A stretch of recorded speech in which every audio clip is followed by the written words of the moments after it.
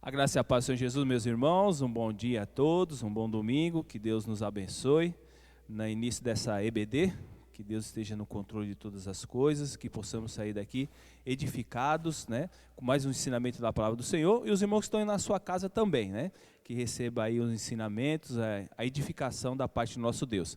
Então, desde já, nós pedimos que você pegue sua revistinha da Escola Bíblica Dominical, nós estamos na lição número 4, tá bom?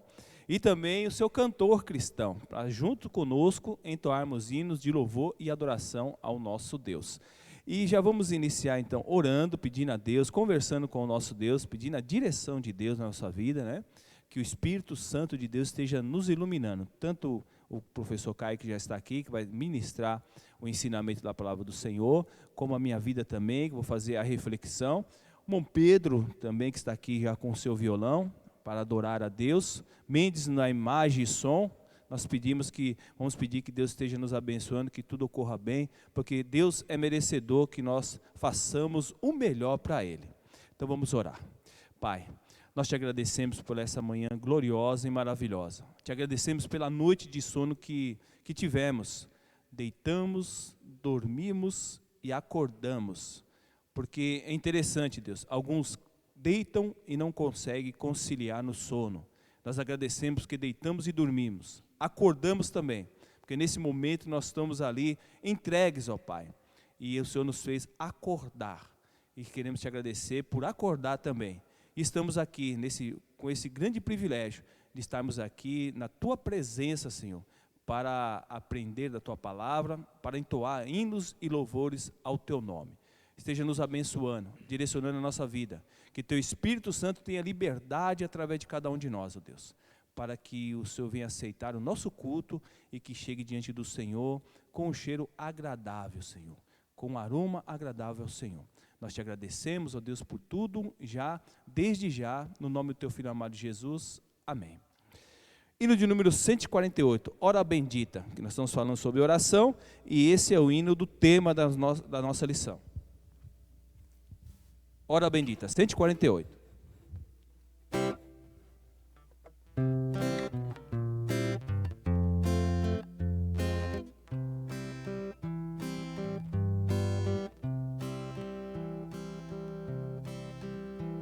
Bendita hora de oração, pois traz-nos paz ao coração e sobrepuja toda dor, trazendo auxílio do Senhor. Em tempos de perturbação, na dor maior, na tentação, procurarei com mais fervor a comunhão com o Senhor. Procurarei com mais fervor a comunhão com o Senhor. Bendita hora de oração, produto só da devoção, que eleva ao céu o seu odor, em doce cheiro ao meu Senhor. E fim da hora da aflição, os dias maus, a tentação, então darei melhor louvor a meu Jesus, a meu Senhor. Então darei melhor louvor a meu Jesus, a meu Senhor. Bendita hora de oração, pois liga-nos em comunhão e traz-nos fé e mais amor, enchendo o mundo de doçor. Desejo a vida que finda, com fé, amor, constante orar. Depois da morte do pavor, então será assim só louvor.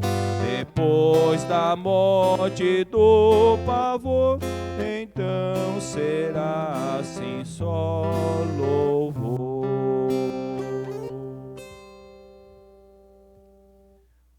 tema da nossa lição é a oração de Moisés. Orar é se comprometer. O texto áureo está em Êxodo, capítulo 33, verso de número 11.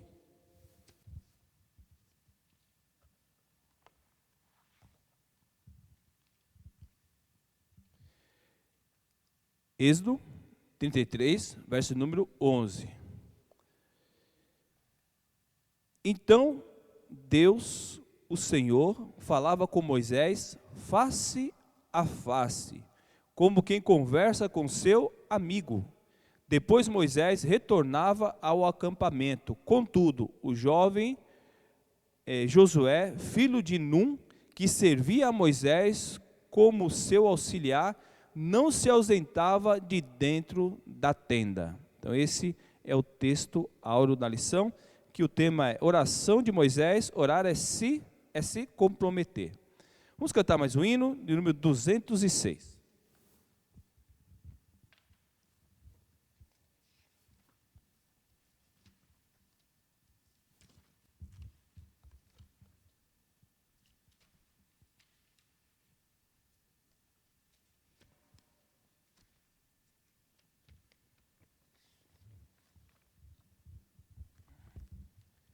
Promessa gloriosa, 206.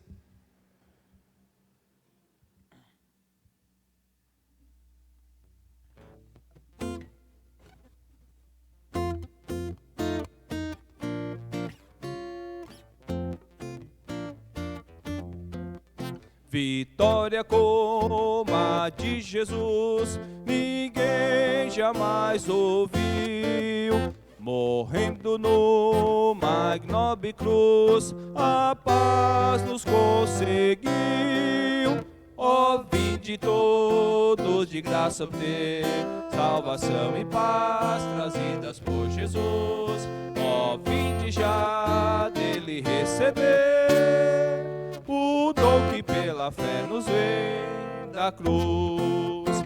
Que bênção para o pecador poder achar perdão, gozar o dom consolador da eterna salvação.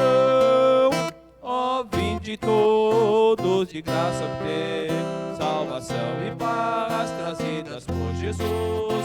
Ó, vinde já dele receber o dom que pela fé nos vem da cruz. Ó, Deus precioso, é teu favor que por Jesus tu dás ao mais indigno pecador, quem te procura a paz. Ó, vinde todos de graça obter salvação e paz trazidas por Jesus. Ó, vinde já dele receber o dom que pela fé nos vem da cruz.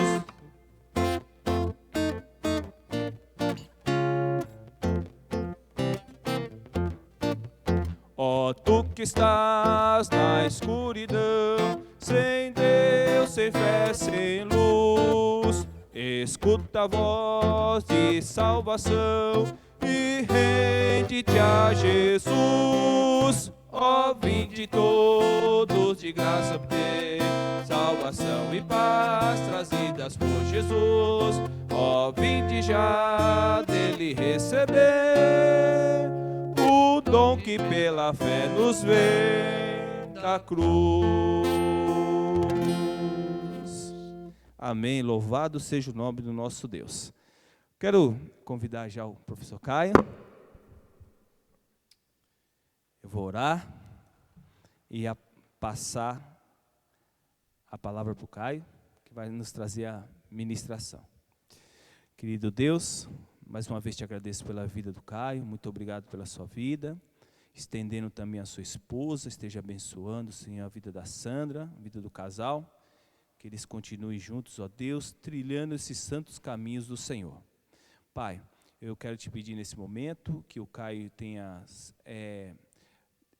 seja iluminado pelo Teu Espírito Santo, para transmitir, ó Deus, os Teus ensinamentos a cada um de nós, e que nós sabemos, ó Pai, nós estudamos, nós lemos, mas às vezes nós somos tão falhos, ó Pai, que queremos passar de uma forma simples e clara às pessoas aquilo que nós entendemos e às vezes não conseguimos. Mas através do Teu Espírito Santo, Deus, o Senhor há de dar essa sabedoria ao Caio transmitir o Teu recado, os Teus ensinamentos de uma forma clara, simples e que todos possam entender. Agradeço também a vida de cada irmão que está na sua casa neste momento e também estudando juntamente conosco a Bíblia. Esteja abençoando ele e sua família representada. Que as bênçãos do Senhor sejam abundantemente na vida de cada um que está no seu lar também. Nós te agradecemos. Amém, Senhor.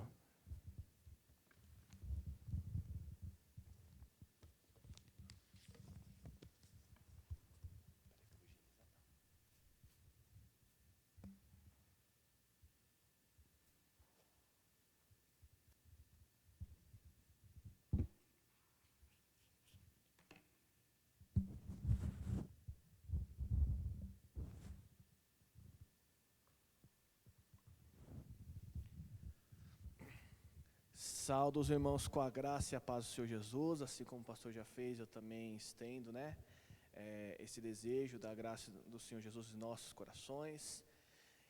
Meu desejo é que os irmãos estejam com os corações abertos, que seja o terreno fértil para a palavra do Senhor, que é viva e eficaz, Mesmo em forma de ensino, a palavra do Senhor, ela vem de encontro ao nosso coração, aquele coração que está sedento por ouvir a voz do Senhor.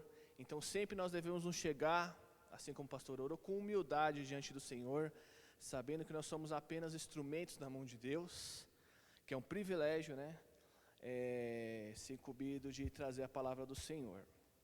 O título da lição, assim como o pastor já disse, é a oração de Moisés. Orar é se comprometer. A palavra-chave do estudo é compromisso, se comprometer. Levando em conta isso, eu tenho algo a dizer nessa introdução.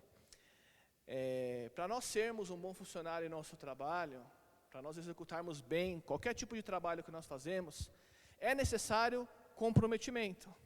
É necessário levantarmos cedo, é necessário cumprirmos os horários, é necessário muitas vezes sairmos da caixinha, não fazermos só o que nos é mandado, mas sermos proativos, e assim seremos bons funcionários, porque fomos comprometidos com o nosso emprego. Para sermos bons maridos ou boas esposas, precisamos ser comprometidos um com o outro, Porque de forma geral o que sustenta o casamento depois de Jesus é o comprometimento que o casal tem um com o outro. Pois o amor, é um sentimento no qual muitas vezes nós amamos e muitas vezes não amamos. Mas o comprometimento, é que mantém o casal juntos. Também da mesma forma, você faz a faculdade, você escolhe um curso para fazer faculdade, você tem que ter comprometimento. Buscando o ensino, buscando outros livros, fazendo direitos trabalhos, se empenhando, senão você vai passar pela faculdade, ou não vai conseguir concluir o TCC, ou não vai fazer diferença no mercado de trabalho. Interessante, irmãos, que muitas vezes nós temos comprometimento com essas coisas, está certo, mas muitas vezes com a oração, nós não temos esse comprometimento, Nós não nos comprometemos a orar, nem por nós mesmos muitas vezes, e muito menos pelo nosso próximo, e muito menos por missões, e muito menos pelos pastores, tantos aí que estão com depressão, tantos pastores desanimados, tantos cristãos desanimados, tantos irmãos desanimados, E nós vamos ver hoje, que Moisés, ele fez essa oração intercessória, oração essa que é dirigida a outra pessoa. Eu achei muito interessante um texto que eu peguei, e eu vou citar agora, sobre a questão do comprometimento na oração. O ministério de Jesus na terra foi notoriamente breve, no máximo 3 anos de duração, verdade. O ministério de Jesus teve 3 anos de duração, Ainda assim, naqueles 3 anos, como também deve ter sido nos anos anteriores da sua vida, ele gastou, no caso investiu, longos períodos em oração. Os evangelhos relatam que Jesus costumava se levantar cedo pela manhã, antes do sol nascer. para ter comunhão com seu Pai. Imagina essa comunhão, né? Essa comunhão plena com o Pai, né? Jesus ali também sendo Deus, em forma humana. Imagina aquela comunhão plena com o Pai que ele tinha. E antes de amanhecer, né? Jesus ele já estava em oração. Então Jesus ele era um homem comprometido com a oração. A oração para Jesus era mais importante do que o ar que ele respirava. Olha aí, que interessante. E muitas vezes nós deixamos para orar no último momento do dia. E muitas vezes nós nós buscamos a Deus com as nossas últimas forças. Quando deveria ser ao contrário, irmãos. Nós devemos buscar a Deus com o nosso melhor, com as nossas primícias, com as nossas primeiras forças. Então Jesus, acima de tudo, né, que é o nosso maior exemplo, ele era um homem comprometido com a oração. Jesus, ele era um homem de oração, mas comprometido em separar um tempo para estar com o Pai. Apesar, né, de ter várias coisas a se fazer. A vida de Jesus sempre foi muito cheia. A agenda de Jesus era cheia. Mas como prioridade de sua agenda, Jesus tinha um momento com o Pai. Um momento a sós com Deus. É interessante que muitas vezes, né, irmãos, nós temos muitas palavras para dizer na oração em público. Muitas palavras. Oração até longa muitas vezes. Mas a sós com Deus muitas vezes, as palavras nos faltam. A sós com Deus muitas vezes não temos o que pedir, né? E muitas vezes nos faltam as palavras. É necessário buscarmos o comprometimento do relacionamento com Deus, assim como Jesus nos ensinou. A oração para Jesus era o ar espiritual que Jesus respirava todos os dias de sua vida. Ele praticava uma comunhão constante com o Pai. Jesus buscava uma comunhão constante com o Pai. O Monte das Oliveiras era conhecido de Jesus porque ele ia ali orar. Quando pegaram Jesus para fazê-lo rei, né, ele se retirou no deserto e orou. Quando ele foi tentado, depois que ele foi batizado, ele orou 40 dias constantes. E depois passou pela tentação, vencendo pela palavra. Então, irmãos, nós só vamos vencer o nosso desânimo, a nossa frieza espiritual, como nós vamos ver hoje. A idolatria do nosso coração só será vencida no particular com Deus, a sós com Deus, em oração. Porque é Deus que trabalha com o nosso orgulho. Ele incentivou seus discípulos, Jesus, a fazerem o mesmo, né? Ele disse: vigiai, pois, a todo tempo, imperativo, né? Vigiai, pois, a todo tempo, orando, outro imperativo, para que possais escapar de todas essas coisas que têm que suceder. Lucas 21, versículo 36. Então Jesus falou: vigiai e orai, para que vocês estejam protegidos, para que vocês tenham um relacionamento com Deus, quando o inimigo vos tentar. E é por isso, irmãos, que muitas vezes nós caímos em tentação, porque nós oramos pouco, nós temos pouco relacionamento com Deus. Como nós queremos, como soldados de Cristo, ir para a guerra sem a arma, e a nossa arma é a palavra de Deus, e a nossa arma é a oração, né? Continuando, seguindo o exemplo de Jesus, a igreja primitiva aprendeu essa lição e levou adiante o compromisso de Cristo com oração contínua, incessante. Desculpa, irmãos. Então, a oração da igreja primitiva era contínua, era incessante, né? Até mesmo antes do dia de Pentecostes, os 120 discípulos reunidos no cenáculo perseveraram unânimes em oração. Atos 1, versículo 14, eles estavam unânimes, todos estavam, o quê? Orando, aguardando a descida do Espírito Santo, antes mesmo do Espírito Santo se revelar. Interessante. Isso não mudou mesmo quando 3.000 homens foram acrescentados ao número deles, no dia de Pentecostes, quando o Espírito Santo desceu. Quando os apóstolos foram levados a estruturar a igreja de forma que o ministério pudesse ser cumprido com eficácia. E como eles fizeram isso? Eles disseram: quanto a nós, nos consagremos à oração e ao ministério da palavra. Está vendo por que, irmãos, muitas vezes, muitos ministérios hoje não dão certo? Porque não tem oração.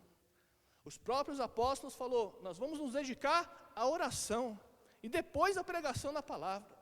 Olha que interessante, olha como eles priorizavam a oração.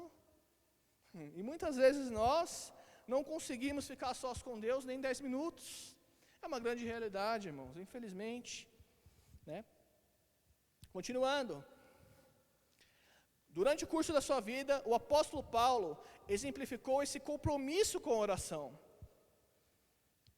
Leia, por exemplo, as saudações das muitas cartas, das muitas epístolas do apóstolo Paulo, e você descobrirá que orar por seus companheiros crentes era a sua prática diária. Ou seja, era a prática do apóstolo Paulo, orar pelas igrejas, orar pelos seus companheiros, interceder, era um compromisso firmado, né? Ele não fazia outra coisa antes de orar pelas igrejas, para que a palavra de Deus tivesse o fruto total, para que a igreja crescesse na graça e no conhecimento do Senhor. Por isso que ele fala, né? Eu estou de longe, mas é como se eu estivesse com vós, em oração, né? Muitas vezes longe da igreja, pelas cartas, pelas epístolas, mas junto com eles em oração. Olha aí, irmãos, que coisa interessante. Sua oração pelos crentes em geral ocupavam de noite e dia. Então ele orava de noite e dia pelos crentes em geral e pelas igrejas. Ao orar por eles com tanta frequência, Paulo podia exortar seus leitores a orarem desse modo também. Ou seja, ele orava de noite e dia, intercedia pelos crentes, pelas igrejas, e assim como ele fazia dando o exemplo, ele poderia cobrar das igrejas a mesma postura, porque ele dava o exemplo. Agora a pergunta, irmãos, se nós não damos o exemplo em oração, como nós vamos cobrar o irmão ou a irmã? Como nós vamos cobrar outra pessoa se nós não fazemos dessa forma?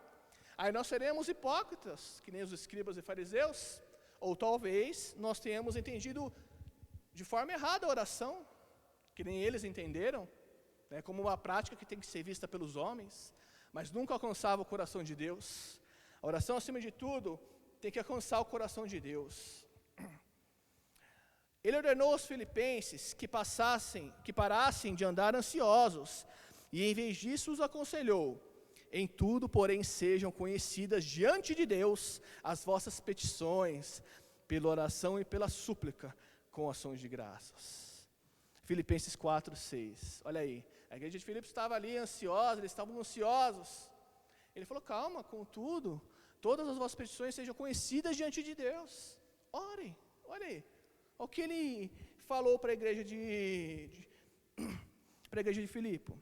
Ele encorajou os colossenses também a perseverar na oração, vigiando com ações de graças. Para auxiliar os efésios a se armarem para combater as trevas espirituais no mundo à sua volta, ele disse: com toda oração e súplica, orando em todo o tempo no Espírito, e para isto vigiando com toda perseverança e súplica por todos os santos. Efésios 6, versículo 18. Estou falando rapidamente os textos, irmãos, mas vocês podem também, né, pausar o vídeo, ver o texto também direitinho, né, ver realmente esse texto, tá bom? Então, irmãos, essa palavra introdutória é interessante. Nós devemos ter um compromisso em orar. A oração não é algo natural. A oração, ela vai contra a carne. A nossa carne não quer orar. A nossa carne não busca um relacionamento com Deus, de forma alguma. Podem ver isso pelo homem natural. Quando nós éramos homem natural, homens ou mulheres naturais, nós não buscávamos a Deus por nós mesmos. Buscávamos a Deus talvez por outros motivos. Mas agora nós temos esse desejo do homem interior de buscar a Deus. Assim como Moisés tinha esse desejo. É claro que nós não somos que nem Moisés, que falamos face a face com Deus, mas com a vinda de Cristo, sua morte e ressurreição, o véu foi rasgado. Podemos ter acesso ao Santo dos Santos e figuramente falar face a face com Deus. É claro que não é que nem Moisés, obviamente, mas figuramente nós podemos sim, né, ter acesso a Deus. E nós vamos ver essa manhã como acontece isso. Então o primeiro objetivo aqui é compreender que orar é nos comprometer, como eu disse. Segundo, compreender que as nossas orações precisam ser a expressão do nosso compromisso com Deus, assim como eu disse. As nossas orações, ela tem que ser a expressão do nosso compromisso com Deus. Deus, Ele ouve a oração de uma pessoa que busca relacionamento com Ele, de uma pessoa que anda em santidade. Nós podemos ver isso na vida de Moisés. Moisés, ele obedecia em tudo ao Senhor. Tudo que Deus falava, Moisés fazia, tudo. Nada do que o Senhor falou, Moisés fez diferente. Por exemplo, Deus tirou o povo de Israel do Egito. Julgou os deuses do Egito com a última praga sobre os primogênitos, certo? E aí, eles podiam ir a caminho de 3 dias e chegar ali no deserto. Mas o Senhor falou para ir pelo caminho do mar. E Moisés obedeceu. Em toda a caminhada, os irmãos podem ver isso, em todo o livro de Êxodo, Moisés, ele tem uma característica, ele obedece sem questionar a voz de Deus. Ele obedece a Deus. Porque um coração obediente a Deus alcança o coração de Deus. Porque quando nós pedimos com o coração obediente, nós não pedimos segundo a nossa vontade. Nós não pedimos para os nossos bel-prazeres. Nós pedimos segundo a vontade de Deus. E Ele executa segundo o querer e a vontade e a misericórdia dEle. E mesmo que a resposta não seja do nosso agrado, nós iremos compreender.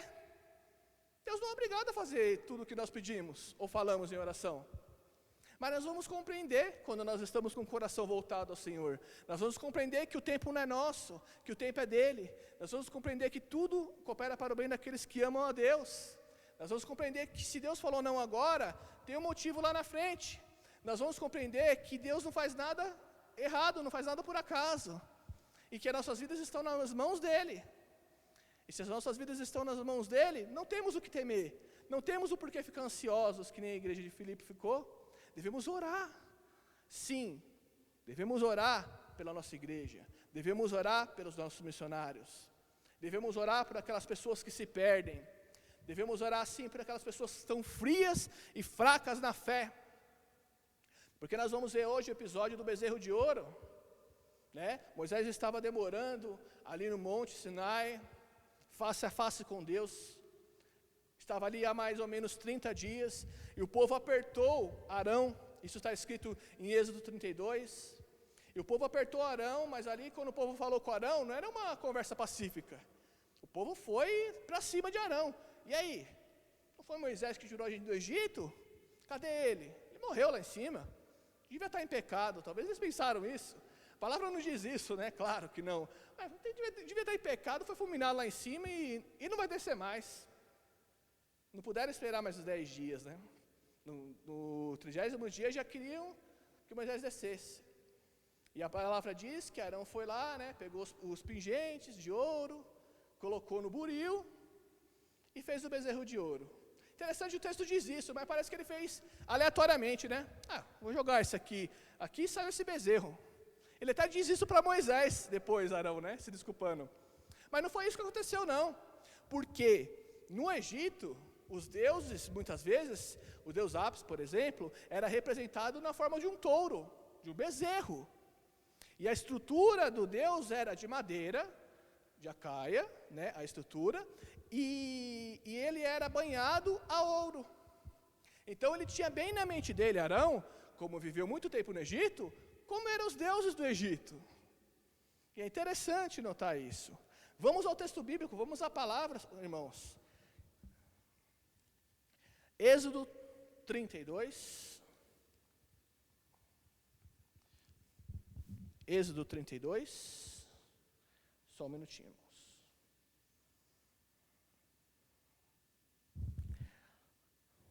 Isso, Êxodo 32, a partir do versículo 7. Depois que eles já estavam ali fazendo a festa para o bezerro, depois que eles falaram que o bezerro foi adiante deles, olha aí, irmãos, né? Então disse o Senhor a Moisés, lá no Monte Sinai, vai e desce, porque o teu povo que fizeste subir do Egito se tem corrompido. E depressa, olha aí, muito rápido, né? Se tem desviado do caminho que eu lhe tinha ordenado. Eles fizeram para si um bezerro de fundição, e perante ele se inclinaram. E não somente se inclinaram, olha aí o que o texto diz, e ofereceram sacrifícios, e disseram, esse é o teu Deus, ó Israel, que te tirou da terra do Egito. Disse mais o Senhor a Moisés, tenha visto esse povo, que és um povo de dura cerviz. Agora, pois, deixa-me, para que o meu furor se acenda contra ele, e eu consuma, e eu farei de ti uma grande nação. O que Deus está fazendo aqui com Moisés é vendo o grau de comprometimento de Moisés. Desce, porque o povo se desviou rapidamente. O povo fez um bezerro de ouro. Moisés podia ter falado, não vou descer agora, não, que isso, não, o povo vai se arrepender. Mas imediatamente Moisés desceu. Porque isso foi gravíssimo que eles fizeram perante o Senhor. E os irmãos sabem, e esse ponto que eu quero chegar também, irmãos. Os irmãos sabem o porquê eles fizeram um bezerro de ouro. Eles não fizeram um bezerro de ouro somente porque a idolatria era o pior pecado de Israel. Era sim. Eles fizeram um bezerro de ouro porque Deus libertou eles do Egito, mas o Egito nunca saiu do coração do povo de Israel. O coração do povo ainda estava no Egito. O coração do povo não estava em Deus. Porque se o coração do povo estivesse em Deus, eles teriam esperado a Moisés. Eles nunca teriam feito um bezerro de ouro, porque até aqui, olha o que tinha acontecido. Deus tinha julgado todos os deuses do Egito, tirou eles com mão forte e poderosa, dando dobrado. Porque os egípcios com medo deram tudo para o povo de Israel. Deus abriu o mar vermelho, eles andaram em terra seca. Só Deus pode fazer isso. Foram ali em terra seca. Deus fez que aquelas águas amargas de Mará se tornassem doces. Deus mandou um maná do céu para alimentar aquele povo. A coluna de fogo ia de dia, protegendo, de noite, protegendo do frio. E de dia ia a nuvem, protegendo do sol. Então Deus estava com eles. Eles não precisavam de prova nenhuma. Mas só que na primeira oportunidade, eles abandonaram o Senhor. E eles abandonaram o Senhor pelo mesmo motivo, irmãos, que nós muitas vezes abandonamos o Senhor. Eles abandonaram o Senhor porque os seus corações eram idólatras. E o autor da revista frisa, num pequeno momento, isso mesmo. O nosso coração, irmãos, isso não está na revista, é uma fábrica de ídolos. Infelizmente, o nosso coração é uma fábrica de ídolos. O nosso coração não foi feito para ser senhor, ele foi feito para servir. Ou o nosso coração serve ao Senhor Jesus, ao Deus de Israel, ao único Deus, ou ele serve a nós mesmos. Infelizmente, muitos de nós, irmãos, estamos na igreja há 10, 15, 20 anos, mas o nosso coração ainda está no mundo. Nosso coração ainda está no Egito espiritual. Não conseguimos mais louvar a Deus como louvávamos a Deus. Não conseguimos força para pregar, para evangelizar. Não conseguimos ter amor por aquelas almas que se perdem. Não conseguimos, trabalhar para que a nossa igreja cresça. Também, na graça e no conhecimento, sim, mas também em número. Eu sei que é o Senhor que acrescenta, mas a igreja somos nós. Isso é fruto, irmãos, de muitos corações ainda com idolatria. Idolatria não é se prostrar diante de um Deus, como fez o povo de Israel. Esse é um tipo de idolatria. Idolatria nos nossos dias é amar mais o carro, a casa, o trabalho, o pai, a mãe, o filho, a filha, o esposo, a esposa mais do que a Deus. É dar mais atenção a isso. É investir mais tempo nessas coisas. Esquecer das mais importantes. Foi o que o povo de Israel fez. Ele se desviou do Senhor rapidamente, diz o Senhor. E o Senhor fala algo interessante para Moisés. Versículo 10. Agora, pois, deixa-me para que o meu furor se acenda contra ele e o consuma, e eu farei de ti uma grande nação. Em primeiro lugar, nesse versículo, o pecado, ele é totalmente contra o Senhor, ele ofende a Deus. É esse ponto que eu quero chegar também, o pecado ofende a Deus. Em nossos dias nós vemos muitos crentes simpatizando com o pecado. Nós vemos muitos crentes, né, que infelizmente, mas todo mundo faz. Mas o que a palavra de Deus nos diz? Ela é a nossa regra de fé em prática, irmãos. Nós temos que voltar às Escrituras, o que a Escritura diz. O povo deveria voltar à lei, do que a lei diz. E nós devemos voltar às Escrituras, que é o poder de Deus. Temos que parar, né, de montar estratégia, de achar, mas por esse caminho todo mundo faz, né, e tudo mais. A palavra é a nossa regra de fé em prática, irmãos. Nós devemos voltar às Escrituras, porque é a sós com Deus que os ídolos do nosso coração são destruídos. É com muita oração, irmãos. Não é de uma hora para outra, tem que ter relacionamento com Deus. Continuando, versículo 11. Versículo 11, né? Moisés, porém, suplicou ao Senhor, seu Deus, e disse: ó Senhor, por que se acende o teu furor contra o teu povo, que tiraste da terra do Egito? Lembrando que o Senhor tirou o povo da terra do Egito com grande força e forte mão. Porque hão de falar aos egípcios, dizendo: para mal os tirou, para matá-los nos montes, e para destruí-los da face da terra? Torna-te do teu furor, da tua ira, e arrepende-te desse mal contra o teu povo. Aqui é interessante notar, a palavra diz arrepende-te, né? Quando a palavra diz que Deus se arrepende, não é no sentido que nós nos arrependemos, tá? Nós nos arrependemos de algo que nós fizemos errado, e aí há o arrependimento, mudança de atitude. Deus, ele é imutável, ele não muda, tá? O arrependimento aqui é no sentido da atitude do homem, do povo. Diante da atitude do povo, como nós iremos ver, aí Deus muda o decreto. Ou seja, Deus já tinha falado: eis que coloco diante de vós a bênção e a maldição. A bênção, se vocês me servirem, aí tem uma lista de bênçãos. A maldição, se vocês desobedecerem, e tem umas 5, 6 páginas, se eu não me engano, né, em Levítico, números de maldições que iriam vir sobre o povo se eles desobedecessem. Aí Moisés fala: lembra-te de Abraão, aliança, né, de Isaac e de Israel, os teus servos, aos quais por ti mesmos tens jurado. Eles disseste: multiplicarei a vossa descendência como as estrelas dos céus, e darei a vossa descendência toda essa terra, de que tenho falado, para que possuam por herança eternamente. 14. Então o Senhor arrependeu-se do mal que dissera que havia de fazer ao seu povo.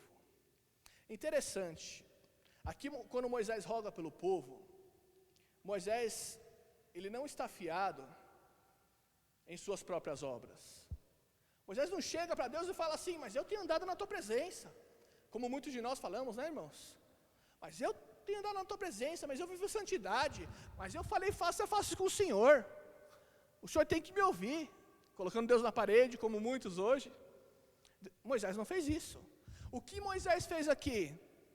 Ele confiou na justiça de Deus, ele confiou na promessa de Deus. Olha aí, irmãos, Moisés confiou na promessa de Deus. Moisés confiou naquele que é fiel para cumprir. Deus tinha jurado para Abraão, Isaac, Israel, que era Jacó, que faria uma grande nação. E eles entraram na terra do Egito com 68 ou 69 almas. E saíram com mais de quase 1 milhão de pessoas. Então Moisés, não é que ele está lembrando a Deus aqui, Moisés está confiando nas promessas de Deus. Moisés sabia muito bem que Deus era poderoso para cumprir, apesar do povo, apesar do pecado do povo. Então, depois disso, o Senhor arrependeu-se do mal que dissera que havia de fazer ao seu povo. Ou seja, aquele mal que ia cair sobre o povo, a maldição, não iria cair mais sobre esse povo. Continuando, irmãos. E virou-se Moisés e desceu do monte com as 2 tábuas do testemunho na mão. Imagine a cena, irmãos. O rosto de Moisés provavelmente brilhando, porque estava na presença de Deus 40 dias, descendo com as tábuas, né? tábuas escritas de ambos os lados, de um lado e de outro. E aquelas tábuas eram obra de Deus. Também a escritura era a mesma escritura de Deus, esculpida nas tábuas. Imagina, irmãos, o próprio Deus escreveu ali naquelas tábuas. E ouvindo Josué a voz do povo que jubilava, disse a Moisés: alarido de guerra há no arraial. Ou seja, Josué não participou desse bezerro de ouro. Josué, muito provavelmente, irmãos, estava ao pé do monte, esperando Moisés. Não sabemos o que aconteceu, talvez ele fez uma tenda ali, né, com algumas coisas e esperou Moisés descer. Foi 40 dias? Josué esperou 40 dias Moisés descer. Olha que interessante. Não foi à toa que Josué foi um dos únicos que quando foi espiar a terra, né, confiou no Senhor. Ali a gente já vê o coração do servo do Senhor mesmo, né, confiando em Deus, né, confiando no que Deus podia fazer. Porém, ele respondeu: não é alarido dos vitoriosos, nem alarido dos vencidos, mas alarido dos que cantam eu ouço. E aconteceu o que? Chegando Moisés ao arraial, vendo o bezerro e as danças, acendeu-lhe o furor, e arremessou as tábuas das suas mãos, e quebrou-as ao pé do monte. E tomou o bezerro que tinham feito, e queimou no fogo, aquela estrutura de madeira que eu falei, moendo até que se tornou pó. O ouro, né, foi moído até que se tornou pó. E o aspergiu sobre as águas, e deu a beber aos filhos de Israel. Naquela época, irmãos, esses povos idólatras, quando eles serviam aos outros deuses, as festas deles eram com lascívias, com prostituições, tá? E não era uma dança qualquer, era tipo um bacanal, era algo mesmo assim, explícito mesmo, que estava acontecendo entre o povo. Por isso que Moisés se enfureceu também, porque realmente o povo tinha se desviado totalmente do mandamento do Senhor. Ele se irou tanto que jogou as tábuas de pedra no chão. E interessante que a palavra diz que ele aspergiu o ouro, né, sobre a água. A água se tornou amarga e ele deu a água para o povo beber. Por que isso, irmãos? Ele deu a água para o povo beber, para que o povo reconhecesse que o pecado tem consequência. Irmãos, Deus é misericordioso. Deus está sempre disposto a nos perdoar. Mas toda ação tem uma reação. Todo pecado tem uma consequência. Então, cuidado quando você está pecando contra o Senhor. Nós só não somos fulminados quando pecamos imediatamente, porque tem a graça de Deus. Mas, né, cuidado quando você pecar ao Senhor, porque existe uma consequência desse pecado. E geralmente essa consequência do pecado, irmãos, ela não atinge somente a nós, ela atinge a todos. Atinge o corpo de Cristo, não é isso que o apóstolo Paulo fala? Se o dedinho estiver ruim, todo o corpo está ruim. Atinge o corpo de Cristo, atinge a igreja, né? Atinge a família muitas vezes. Dependendo do pecado, é uma doença a qual é incurável. E aí você paga com a própria com a própria vida, né? Deus é misericordioso, mas nós temos que tomar cuidado, irmãos. O inimigo não está de brincadeira, e muitas vezes nós estamos como cristãos. Vamos para o capítulo 33, caminhando, que também é muito interessante. Depois que aconteceu tudo isso, né, depois que o Senhor se irou, depois que o povo de Israel pecou contra o Senhor, Moisés intercedeu, Deus falou o seguinte, que não ia mais no meio do povo. Vamos ver o texto? Êxodo 33, a partir do versículo 1. Disse mais o Senhor a Moisés: vai, sobe daqui, tu e o povo que fizeste subir da terra do Egito, a terra que jurei a Abraão, Isaque e Jacó, dizendo: a tua descendência darei, e enviarei um anjo adiante de ti. E lançarei fora os cananeus, os amorreus, os heteus, os perizeus, os heveus e os jebuseus. Há uma terra que mana leite e mel, porque eu não subirei no meio de ti. Olha aí. Perdão, irmãos. Porquanto és povo de dura cerviz, para que não te consuma eu no caminho. Então o que o Senhor está dizendo aqui para o povo, a consequência do pecado? Eu vou enviar para vocês um anjo que vai diante de vocês. Mas eu, Senhor, não vou no meio de vocês, porque vocês pecaram. E o povo sentiu o peso das suas ações. Versículo 4. E E ouvindo o povo essa má notícia, péssima notícia, o Senhor não ia com eles. Planteou-se, e ninguém pôs sobre si os seus ornamentos. Porquanto o Senhor tinha dito a Moisés, disse aos filhos de Israel, és povo de dura cerviz. Se por um momento subir no meio de ti, te consumirei. Porém agora tira os teus ornamentos, para que eu saiba o que hei de te fazer. Então os filhos de Israel se despojaram dos seus ornamentos ao pé do monte Horebe. Interessante, essa palavra, se despojaram dos seus ornamentos, arrependimento, o povo estava triste, o povo estava abatido, o povo estava com o coração contrito diante do Senhor, porque eles sabiam que eles tinham pecado grandemente contra o Senhor. O povo estava agora sem rumo, porque o Senhor não estava no meio deles. E qual foi a atitude de Moisés mais uma vez? E tomou Moisés a tenda e a estendeu para si fora do arraial, desviada para longe do arraial, e chamou-lhe a tenda da congregação. E aconteceu que todo aquele que buscava o Senhor saía à tenda da congregação, que estava fora do arraial.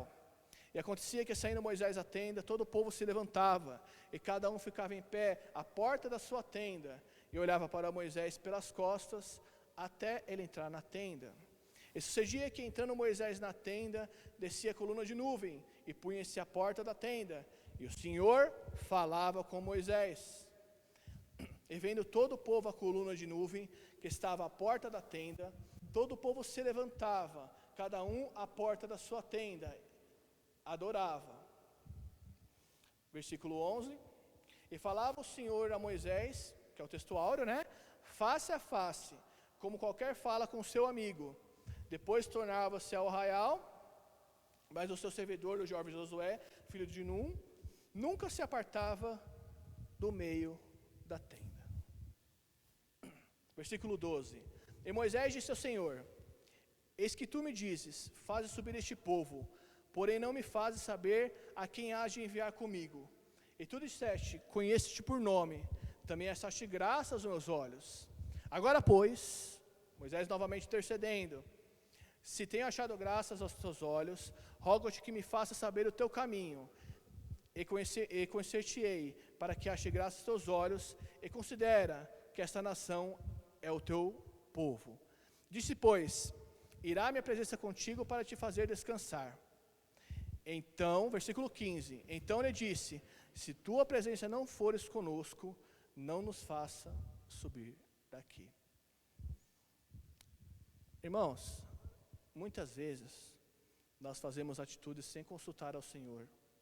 Muitas vezes nós fazemos as coisas pela nossa própria vontade. O castigo do povo era cruel. O Senhor tinha falado, eu não vou mais no meio de vocês. Vocês são um povo obstinado. Vocês rapidamente fizeram o bezerro de ouro e pecaram contra mim. E o povo se contristou, o povo se arrependeu. E Moisés, falou, se o Senhor não for conosco, não nos tire daqui. O Senhor tinha dito, eu enviarei o meu anjo diante de vocês. Mas o anjo não é igual ao Senhor. E Moisés, ele falou, se o Senhor não for conosco, não nos tire daqui. Que esse seja o desejo do nosso coração nesta manhã, irmãos.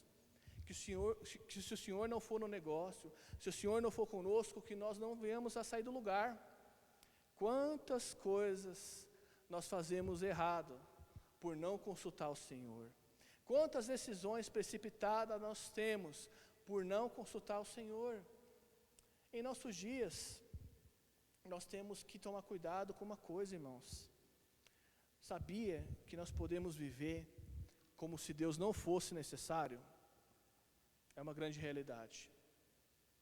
Muitos creem que Deus existe, mas vivem como se Deus não fosse necessário. O povo, ele viveu por uma época, por isso que fez o bezerro de ouro, como se Deus não fosse necessário, como se fosse algo dispensável, desprezar a presença do Senhor. Agora a palavra é para mim e para você, meu irmão e minha irmã. Nós também muitas vezes vivemos assim. Vamos à igreja todos os domingos, ouvimos todos os cultos, louvamos a Deus com nossos lábios, mas nosso coração está longe do Senhor. Será que Deus é necessário nas nossas vidas, irmãos? Será que com as nossas atitudes nós declaramos que Deus é soberano? Algo para nós pensarmos. Porque é fácil com nossas bocas muitas vezes falar, Deus é soberano. Às vezes nós pensamos isso, Deus é soberano. Mas às vezes com as nossas atitudes, nós negamos essa soberania. Se Deus é soberano, por que eu faço a minha vontade? Deus é soberano, eu tenho que fazer a vontade de Deus, não a minha. É por isso que existem muitos que são cristãos e não dão um bom testemunho. Porque não fazem a vontade de Deus, fazem a sua própria vontade. Porque Deus não é necessário na vida deles. Apesar dele ser um manancial de águas vivas. Muitas vezes nós cavamos poços com nossas próprias mãos, que não dão água pura. E o Senhor fala, mas eu sou um manancial de águas vivas. Por que você está cavando esse poço? Por que você está sofrendo? Eu chamei você para ter uma vida em abundância. E uma vida em abundância que a Bíblia declara não é uma vida de bens materiais prósperos só não, irmãos.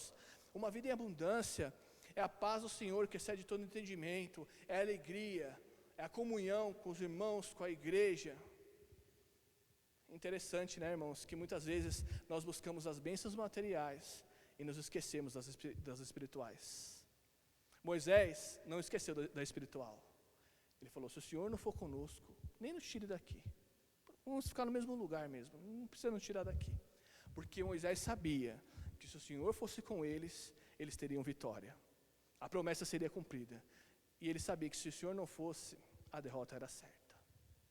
Em nossas vidas a mesma coisa, isso fica de lição para nós, irmãos. Como tem sido a nossa vida de oração? Deus tem sido necessário na sua vida? Se respondeu sim, calma. Qual vontade você faz? A de Deus ou a sua? Será que nós temos o coração que nem de Moisés? Se o Senhor não for comigo, nem me tire daqui? Ou será que nós fazemos a nossa vontade e depois colocamos a culpa em Deus? Porque é muito fácil, muitas vezes, né? Nós fazemos a nossa vontade e colocar a culpa em Deus. Quer ver um exemplo? Nós temos um cartão de crédito. Gastamos esse cartão, nosso nome fica sujo. Como cristão, é um mau testemunho o nome sujo. E aí depois nós rogamos a Deus para que Ele pague a nossa dívida. É mais ou menos isso que acontece, irmãos. Parece loucura, né? Mas é isso que acontece. As pessoas fazem as coisas pela sua própria vontade e depois buscam um culpado. E aí acham, muitas vezes a igreja, o pastor, Deus é culpado. Irmãos, nós temos que admitir que a responsabilidade é nossa. Nós temos o sacerdócio universal. Deus chamou cada um de nós. Deus não somente me chamou, né, que eu o pastor, ou Daniel, né? Deus chamou cada um de nós. Você, meu irmão e minha irmã, Deus te chamou. Você é sacerdote de Cristo, é o sacerdócio universal. Todos nós temos responsabilidades diante de Deus. E responsabilidade maior de servi-lo como Ele merece, de servir a Deus como foi Abel, de dar as primícias, de dar o melhor, não servir a Deus como Caim serviu de qualquer maneira. E eu falo, irmãos, em nosso tempo muitas vezes nós servimos a Deus de qualquer maneira. Nós gastamos muito mais tempo na televisão, no Facebook, na internet, ou mesmo no trabalho, e não investimos tempo com o Senhor a sós. Moisés estava na tenda da congregação, no lugar de encontro com Deus. A nuvem ia, né, naquela tenda, então ele tinha relacionamento com Deus a sós. Nós precisamos ter a nossa tenda da congregação, irmãos. Nós precisamos ter o nosso cantinho com Deus. Nós precisamos ter um cantinho certo aonde nós vamos nos derramar diante do Senhor. Porque o salmista Davi diz o seguinte: o coração quebrantado e contrito, o Senhor não despreza, mas aquele coração altivo será abatido. A oração do fariseu e do publicano, os irmãos devem lembrar, né? Já finalizando, os dois saíram para orar. Um era fariseu, o outro publicano, o cobrador de impostos, em algumas versões. O fariseu orava consigo: Pai, graças te dou, porque eu dou o dízimo, porque te sirvo, confiando nas suas próprias obras. O publicano não ousava olhar para os céus, batia no peito e dizia: Senhor, tem misericórdia de mim. E Jesus fala que o publicano desceu justificado e não o fariseu. Que todo aquele que se exalta será humilhado, e todo aquele que se humilha será exaltado. E quando você se humilha diante da poderosa mão de Deus, Ele te exalta. porque Ele é fiel e vê a oração no secreto. Que Deus abençoe cada um dos irmãos. Essa foi a palavra, a reflexão que Deus colocou no meu coração. Que Deus continue falando conosco. Amém.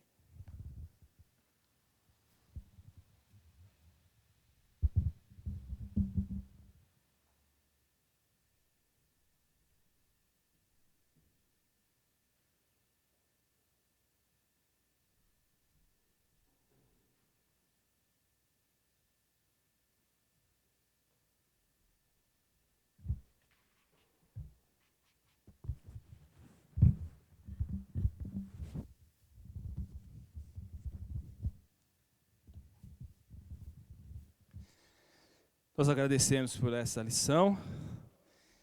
O Caio nos trouxe sobre o comprometimento, né, irmãos? Importante orar é se comprometer. Depois nós vamos passar algumas reflexões também a respeito da idolatria, que o povo ali, a gente viu a indignação de Deus de ver uma criatura que Ele fez com muita inteligência, que é o ser humano, sua imagem e semelhança, de repente adorando um bezerro de ouro. Então nós vamos ver um pouquinho sobre a idolatria. E no nosso tempo, né, que as pessoas criam deuses. E é isso que a gente vai ver. Vamos cantar mais um hino, tão perto, 237, que viu que aquele povo estava perto do reino. Mas muitos deles sem salvação, né? Tão perto do reino sem salvação. Lá pertinho, com Moisés lá, vendo a glória de Deus, as maravilhas do Senhor, realizado no Egito ali, o grande livramento, e ali Deus se manifestando, como o Caio mesmo falou, à noite ali, aquela coluna de fogo para aquecer o povo, de dia a nuvem, para refrigerar o povo, né? Para aquele sol causticante, o maná que caía do céu, água que saía da rocha, tão perto do reino, mas sem salvação. Vamos cantar, 237.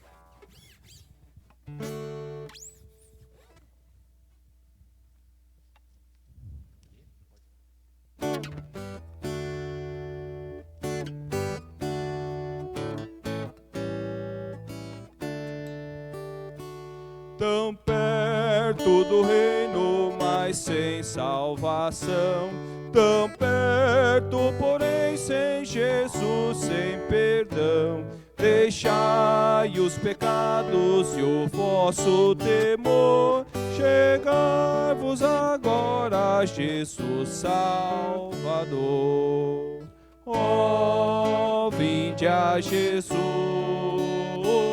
chegai-vos ao bom Salvador. Tão perto que ouviste os remidos cantar da graça de Cristo que os veio salvar, que ainda quereis no pecado viver, enquanto perdão Deus vos quer conceder. Ó, vinde a Jesus, chegai-vos ao bom Salvador. Morrer sem ser salvo, sem paz, sem Jesus, perdidos para sempre em tormentos sem luz. Ó, considerai ao convite, atendei, e sem mais demora Jesus vos rendei. Ó, vinde a Jesus, chegai-vos ao bom Salvador.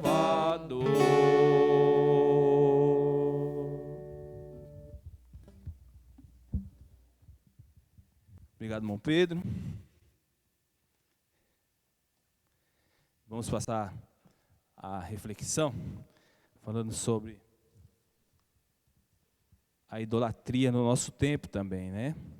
Caio frisou um pouquinho, o horário é se comprometer, achei interessante.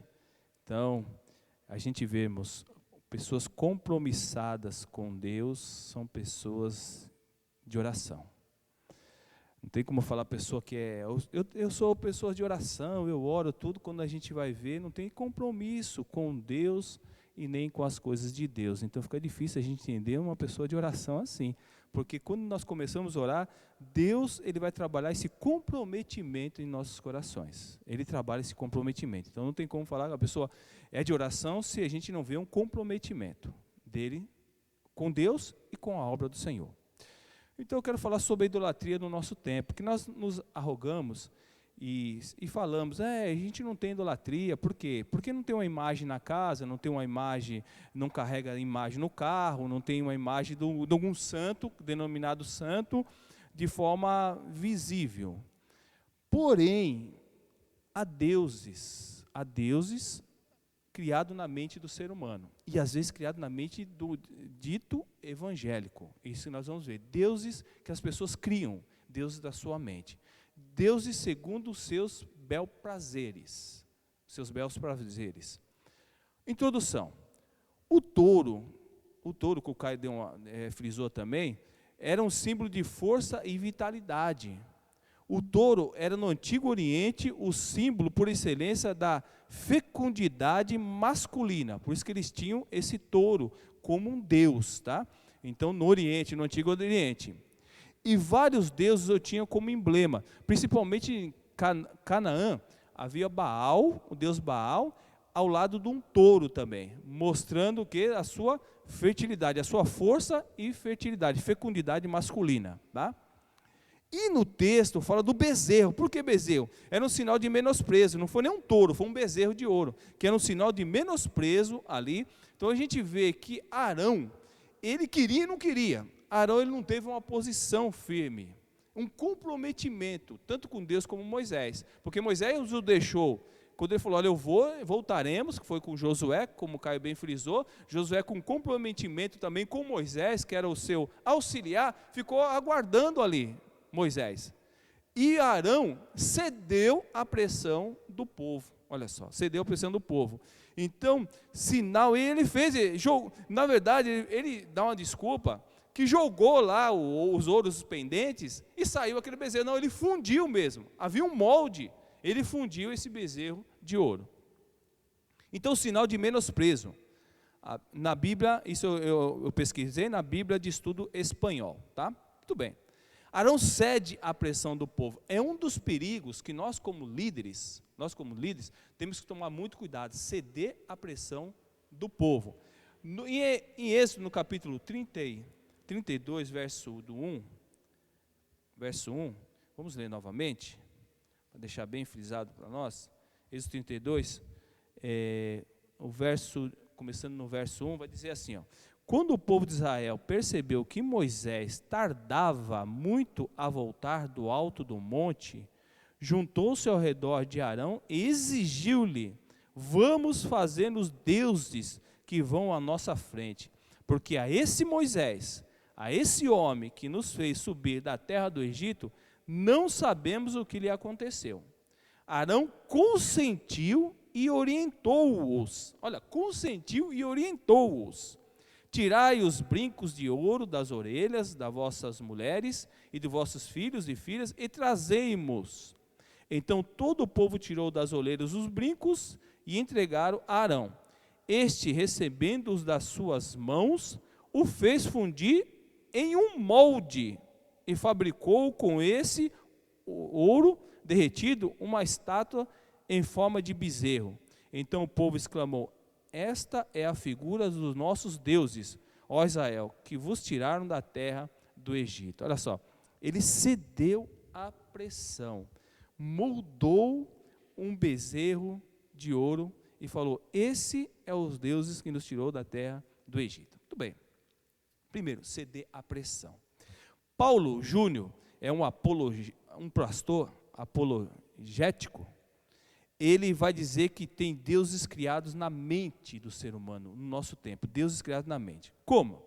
Não conhecendo os atributos, principalmente os atributos morais de Deus. Para nós adorarmos a Deus na beleza da sua santidade, nós temos que conhecer os atributos de Deus e procurar nos enquadarmos dentro desses atributos de Deus.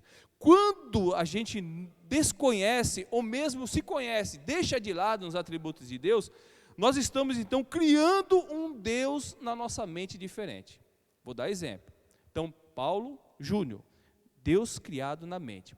Santidade é um atributo, né, incomunicável de Deus, um atributo moral de Deus, tá? Santidade, que no Antigo Testamento quer dizer kadash, em hebraico quer dizer cortar, separar. Deus, na sua santidade plena, ele está totalmente separado das coisas erradas, separados, totalmente santo.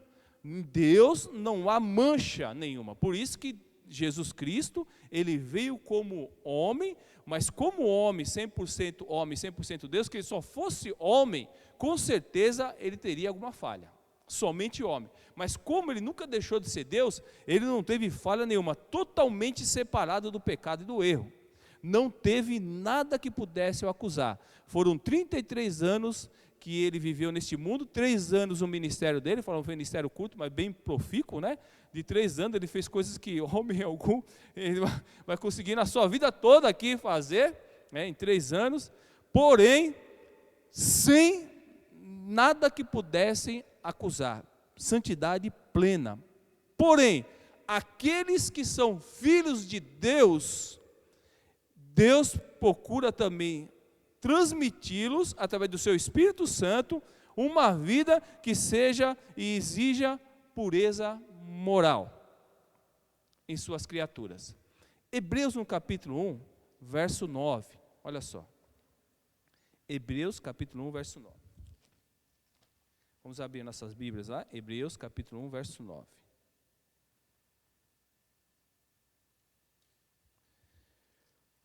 Vai nos dizer assim: amas o direito e odeias a iniquidade. Por esse motivo, Deus, o teu Deus, te escolheu e ungiu com óleo de alegria, como a nenhum dos teus companheiros. Isso aqui ele está falando de Jesus quando veio como homem, que amas o direito e odeias a iniquidade.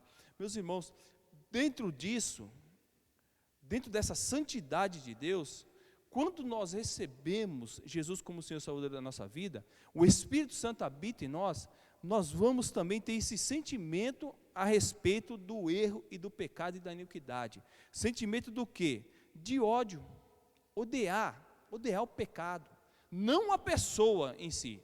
Temos que separar, porque Deus ele se aborrece do pecado e do erro, mas ama o pecador e quer que o pecador se arrependa, muda de atitude, que não aconteceu com o povo de Israel, tanto tempo ali ensinando, levantando líderes, manifestando o seu poder ali, e o povo continuava um povo obstinado, né? De dura cerviz, não se dobravam, por isso que caiu no castigo de Deus, que nós vamos ver também, que é um atributo de Deus. Santidade, cortar, separado. E quando, principalmente no nosso tempo, que poucos estão buscando uma vida santa, de se aborrecer do erro e do pecado, de reconhecer o erro e o pecado, realmente, como Deus, e de se arrepender, de se humilhar diante de Deus, tira a santidade de fora. É Deus, e somente vai falar do quê? Da graça e do amor de Deus. Deus é amor, Deus perdoa, a graça de Deus é infinita sim, mas como cair nessa graça de Deus? E o Caio explicou, mudança de atitude, está indo nesse caminho, eu dou meia volta e vou por esse caminho, aí eu caio na graça e no amor de Deus. Se eu continuar naquele caminho, somente citando pela minha boca a graça e a misericórdia de Deus, e continuando no caminho errado, eu vou estar debaixo da ira de Deus, do castigo de Deus, e não do amor e da misericórdia e da bondade. Temos que mudar de atitude. O povo não mudou de atitude, continuou no erro. Por isso que ficou debaixo da ira e da repreensão e do castigo de Deus. Santidade. Agora, falar de santidade, de mudança de atitude, que você tem que se arrepender, mudar, viver uma vida santa e pura, às vezes isso não vai fazer com que a pessoa acate isso com bons olhos. E aí o que acontece? Vamos amenizar isso aí, vamos tirar então esse atributo de Deus nas nossas mensagens. vamos tirar esse atributo de Deus dos nossos cânticos. E aí vamos dar uma amenizada aqui, porque o povo vai embora.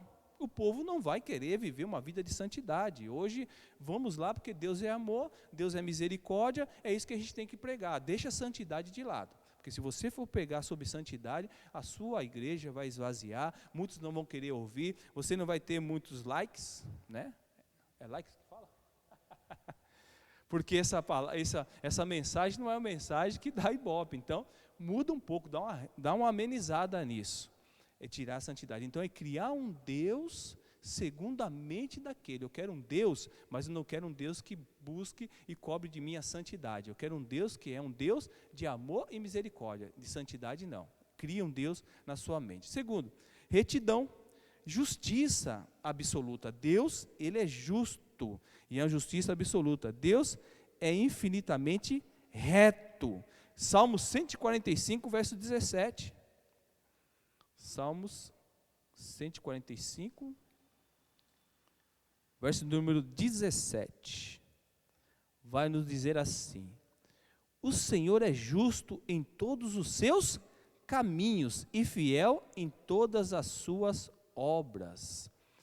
Pessoas então que criam Deus segundo a sua mentalidade, é aqueles que não buscam a retidão, não buscam um caminho reto, porque o Senhor é reto em todos os seus caminhos, e fiel, não busca retidão, não busca a fidelidade.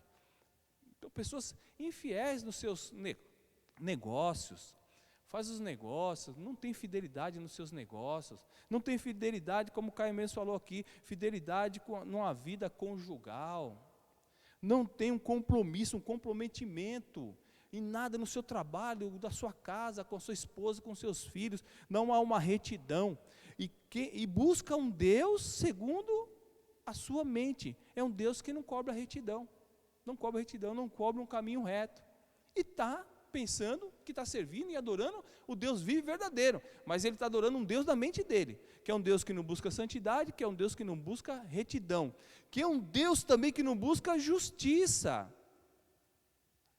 Deus é amor, mas também é o quê? Justiça, só fala do amor.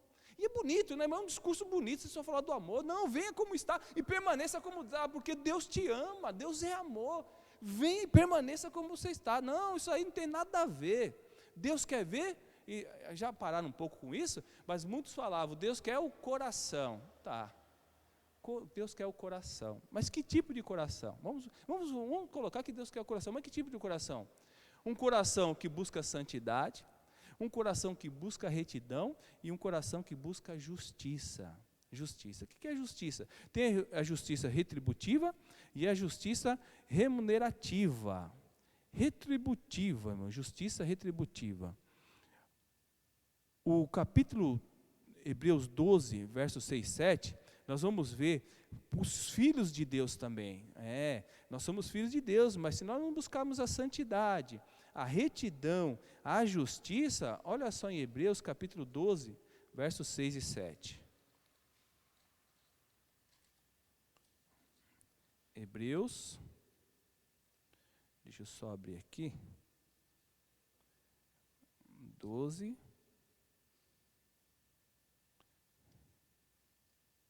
versos 6 e 7.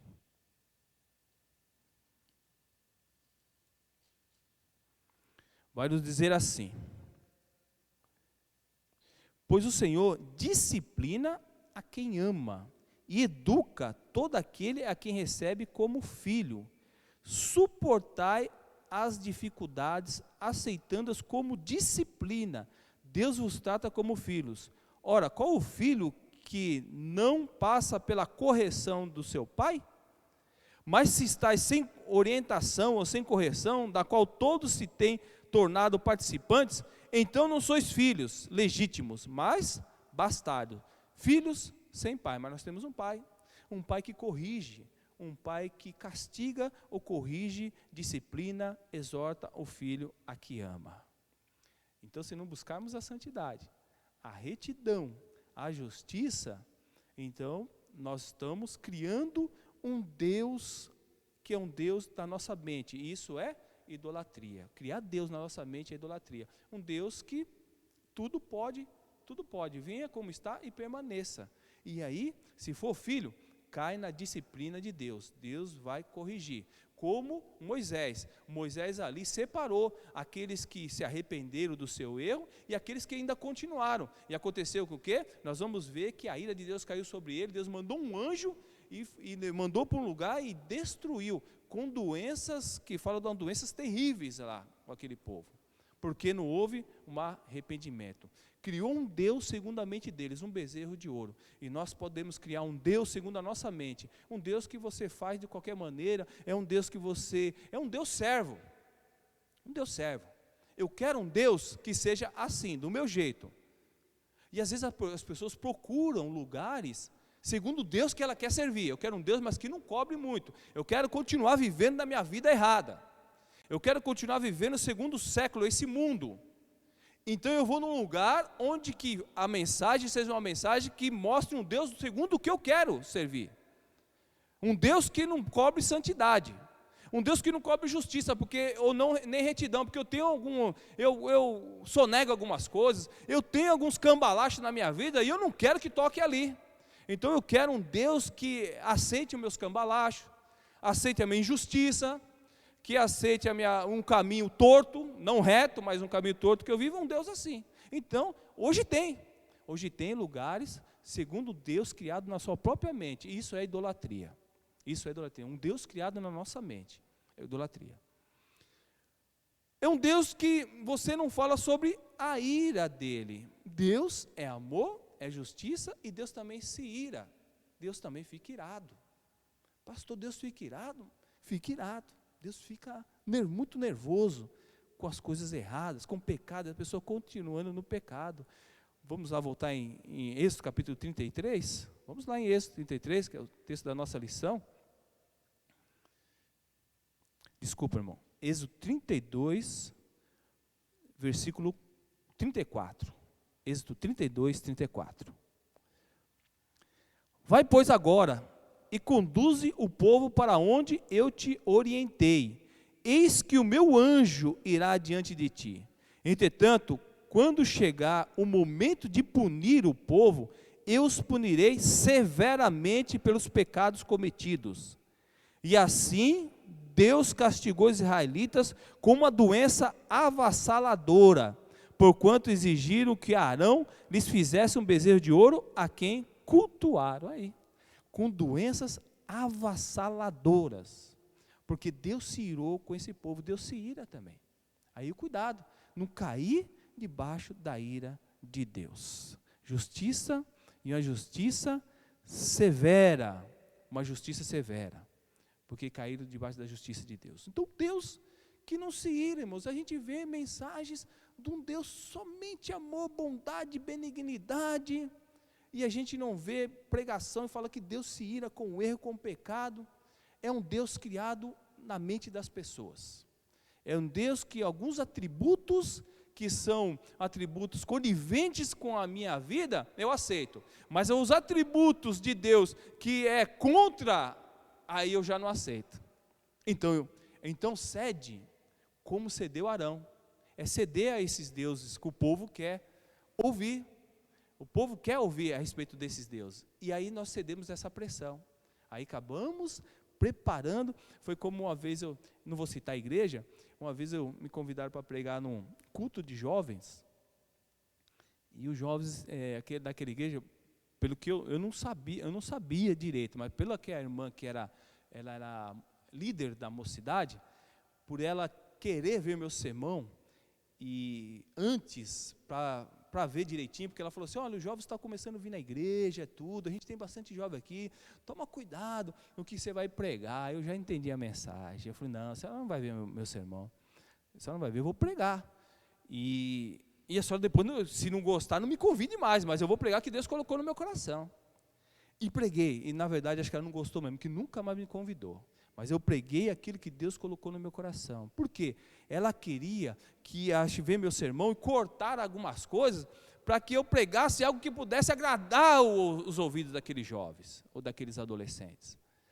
E a gente não pode ceder essa pressão. Se convidou, eu vou falar o que Deus colocou no coração, nem que não volte mais, como não voltei mais naquela igreja, mas eu preguei o que Deus colocou no meu coração, porque a pregação, o compromisso, o comprometimento, nós temos que ter com Deus, é de pregar um Deus vivo, verdadeiro, um Deus que é amor, bondade, benignidade, sim, mas é um Deus também que cobra retidão, santidade, é um Deus que quer ver justiça em nós, é um Deus que se ira contra o pecado, e é um Deus de justiça, maravilha, justiça severa, mas justiça também remunerativa, irmãos, não é só justiça severa, justiça remunerativa também. O que é justiça remunerativa? É recompensar com as suas bênçãos, como Moisés foi recompensado, irmãos. Moisés foi recompensado porque tinha uma vida piedosa na presença de Deus. Moisés era um homem de oração, com comprometimento. A gente vai ver que no início, Moisés não quis ir. E ele era sincero, ele não quis ir, falou, não, eu sou um homem de dura, eu tenho uma boca, não sei falar direito, eu sou um homem pesado de língua, e aí Deus falou assim, mas quem fez a boca do homem?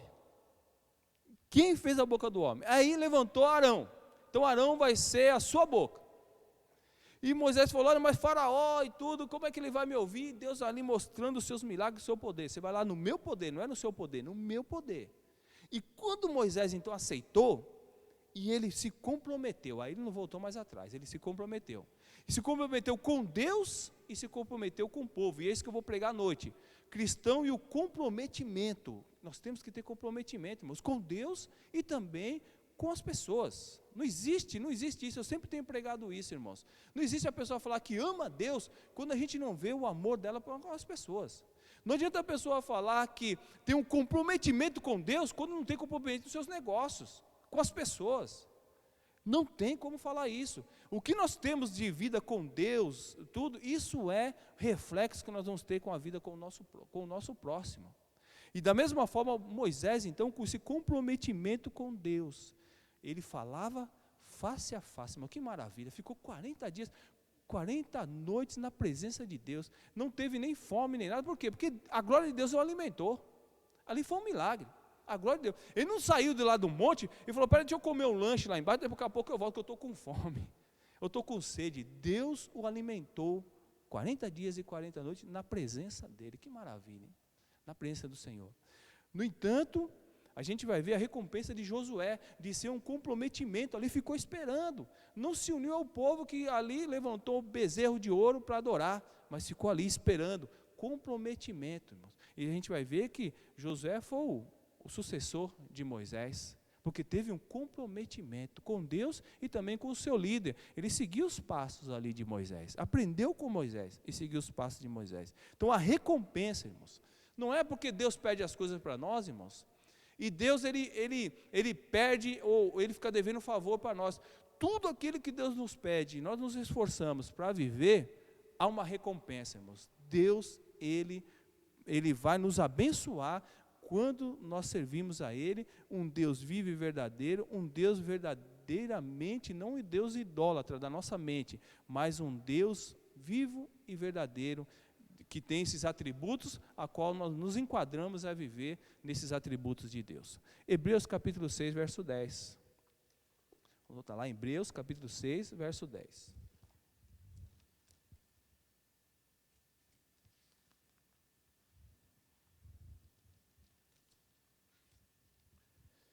Porquanto Deus não é injusto para se esquecer do vosso trabalho e do amor que revelaste para com o seu nome, pois servistes aos santos e ainda os servis. Olha aí, Deus é justo, não é injusto. Então todo o trabalho feito na obra dele e procurando fazer o melhor, ele há de recompensar. Isso está dentro da justiça de Deus. A bênção para os obedientes.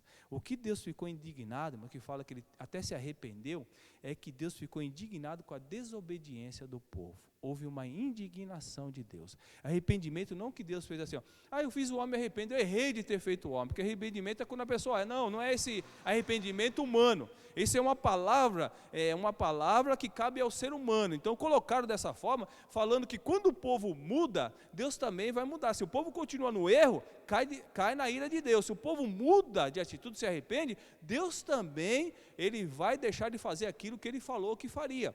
Como Moisés se colocou na brecha ali e se identificou com o povo, então Deus ali pela intercessão de Moisés, muitas coisas o povo deixou de receber da parte de Deus por Moisés, porque Moisés representou o povo ali naquele momento. Só que aqueles que continuaram, mesmo com a intercessão de Moisés, ali caíram debaixo da ira de Deus. Meus irmãos, que Deus você tem servido? Um Deus da sua mente? É um Deus do seu jeito? Você quer dar um jeitinho, fala, não, Deus perdoa, Deus é amor mesmo, Deus e não muda de atitude? Toma cuidado, esse Deus é um Deus da sua mente, é idolatria. Você tem que se enquadrar num Deus da Bíblia. É um Deus que quando você olha, a Bíblia é um espelho. Quando eu olho para a Bíblia, eu olho para mim e falo, eu preciso me arrepender. Deus me cobra isso. Não querer falar, não, essa página aqui, não, isso aqui não serve para mim. Qual que é o texto? E aí abrir dentro de um texto que se enquadra naquilo que eu quero ouvir. Ou daquilo que eu interpreto do meu jeito. Não, esse é um Deus idólatra. É um Deus que você criou na sua mente. Um Deus da Bíblia é aquele Deus que é justiça, é um Deus de amor, mas é um Deus de justiça, é um Deus que cobra retidão, é um Deus que cobra a santidade de cada um de nós. Nós temos que viver em santidade. Nesse mundo, viver em santidade. Senão, nós estamos servindo um Deus criado na nossa mente, é um Deus idólatra. Aí não tem um bezerro, não tem uma imagem, não vou falar o nome, para não ofender a religião de ninguém, mas eu não tenho imagem no meu pescoço, eu não tenho imagem na parede, portanto eu tenho imagem aqui, dentro da minha mente. Eu crio um Deus segundo o meu bel prazer. Isso é idolatria também. Que Deus continue nos abençoando, irmãos, e possamos viver uma vida de santidade, de retidão, de justiça perante esse Deus, para que verdadeiramente nós possamos servir um Deus vivo e verdadeiro e tire a idolatria da mente. Sirva um Deus segundo a Bíblia, não segundo o seu bel prazer. Esse é o Deus que nós temos que servir e é um Deus que realmente Ele vai nos recompensar quando nós vivemos de uma maneira que agrade o seu coração.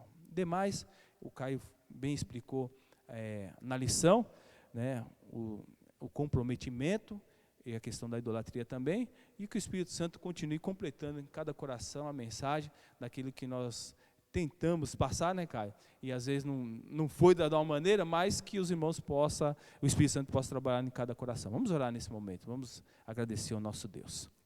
Pai querido, nós te agradecemos, ó Deus, por essa manhã maravilhosa, pela tua palavra, pela ministração, ensinamentos, e agora nessa reflexão também. Senhor, ajude-nos a não criarmos deuses na nossa mente, Deus. Ajude-nos a ter sabedoria, para nos enquadrarmos segundo a tua palavra, a Bíblia, de que nos ensina de um Deus vivo e verdadeiro, que é um Deus santo, é um Deus reto, é um Deus de justiça, é um Deus de amor, sim, bondade e benignidade, mas é um Deus que se ira contra o erro também, contra o pecado.